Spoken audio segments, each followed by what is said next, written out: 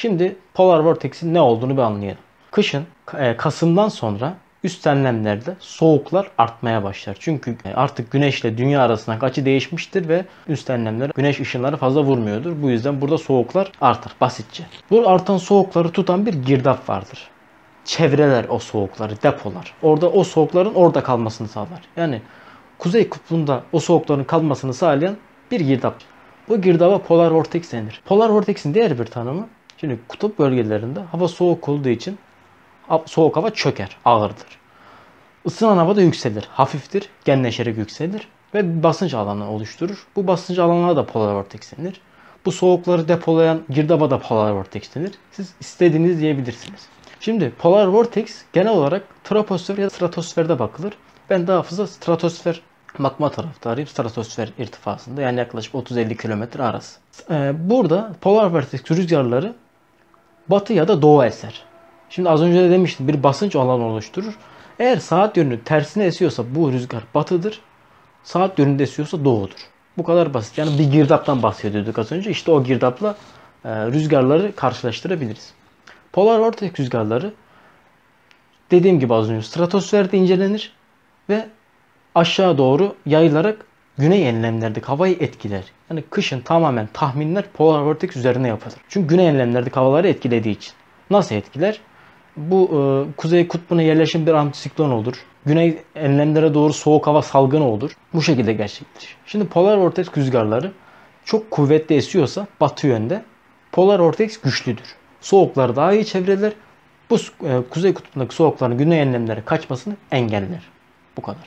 Güney enlemleri derken ne olur? Avrupa olur, Türkiye olur, Asya olur, Amerika Birleşik Devletleri olur. Burası soğukların kaçmasını engeller. Yani soğuk hava dalgası az gözlemlenir. Eğer bu rüzgarlar, yani polar vortex rüzgarı, bu girdap zayıfsa soğukları güney enlemlere doğru bırakır. Çünkü bu kemer artık zayıftır. Soğukları rahatla bırakabilir. Bu soğukların bırakmasını nasıl değerlendiriyoruz? Nasıl polar vortex'in güçlü ya da zayıf olduğunu nasıl karar veriyoruz? 60 derece enleminde bu rüzgarların bir değeri vardır. Eğer 0 metre bölü saniyeden üstünde esiyorsa bu rüzgarlar, polar vortex rüzgarlar batı yönde eser. Yani saat yönünün tersinde ve polar vortex genel olarak güçlüdür. 0 metre bölü saniyenin ve bakın metre bölü saniyenin altında esiyorsa polar vortex doğu istikametindedir. Zayıflar. Bu kadar basit. Yani burada referansım 0. Sıfırın üstündeyse batı, altındaysa doğu. Eksili değer gördüğünüz anda diyeceksiniz ki polar vortex çok zayıf, mutlaka güney enlemlere doğru bir salınım var. Ama çok kuvvetliyse de diyeceksiniz ki polar vortex çok güçlü, kutup soğukları çok güçlü. Buz miktarlarında artış olabilir. Güney enlemlerde daha nadir kar yağışı görülebilir. Bunu da unutmayın. Şimdi bu bakılan bir site var. Ben NASA'dan bakıyorum. Burada 60 derece kuzey enlemi olarak polar vortex geçer ve buradaki ortalama rüzgarlar alırlar. Az önce de bahsettiğim gibi. Burada bir grafik vardır. Grafikte rüzgarların sayısal değerleri yanında yazılır. Altta da günler yazar. Bu kadar basit. Eğer bu rüzgar değeri grafik 0 metre bölü saniyenin altına indiği an diyeceksiniz ki polar vortex zayıflamış, güney enlemlere doğru salınım, soğuk salınımı olacaktır. Bu rüzgarların şimdi doğuya dönmesini farklı bir dille ifade ediyoruz. Stratosfer ısınması olarak ifade ediyoruz. Bakın burası çok önemli. Eğer polar vortex zayıflarsa stratosferde bir ısınma meydana gelmiştir. Bu ısınma nerede gerçekleşiyor? Stratosferde gerçekleşiyor. Peki dünyanın neresinde gerçekleşiyor? Ya Avrasya'da gerçekleşir ya da Kanada'da gerçekleşir. İki bölgede gerçekleşir. Bir de stratosfer ısınmanın iki türü var. Bu iki türü de polar vortex, yani kutup girdabına farklı tepkiler vererek sonucu farklı yönlere doğru değiştirir.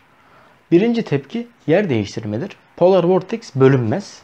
Yer değiştirir. Rüzgarlar yine zayıflar ama 0 metre bölü saniyenin altına düşmez. Sadece zayıflar. Yer değiştirir. Diğeri de bölünmedir. Bölünme de 0 metre bölü saniyenin altına düşer. Genel literatürde de zaten açıklaması budur yani. Ani stratosfer ısınması sonucu gerçekleşen bölünmede polar vortex rüzgarları doğuya eser. Peki bu doğuya esen rüzgarlar, batıya esen rüzgarlar dedik. Polar vortex bölünmesiyle ya da yer değiştirmesiyle karakterize edilir. Bu kadar basit yani.